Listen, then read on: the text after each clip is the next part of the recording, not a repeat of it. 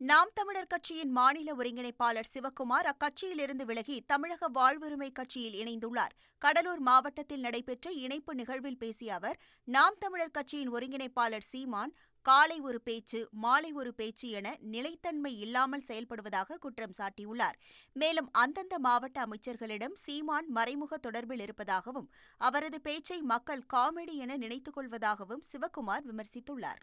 நல்ல பாதைக்கு, அரசியல் பாதைக்கு இழுத்து செல்ல வேண்டிய தலைமை பிசிறு என்றும் மசுறு என்றும் கூறுவதை பார்வையாளர்கள், பொதுமக்கள், வாக்காளர்கள் ரசிக்கல.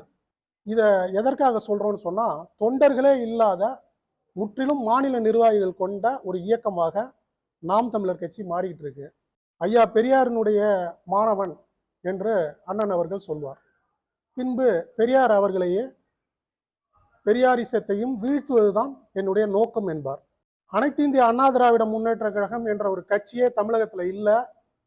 3வது இடத்துல இருக்கக்கூடிய நாங்கள் தான் தமிழ்நாட்டினுடைய 2வது பெரிய கட்சி என்று சொல்லுவாங்க.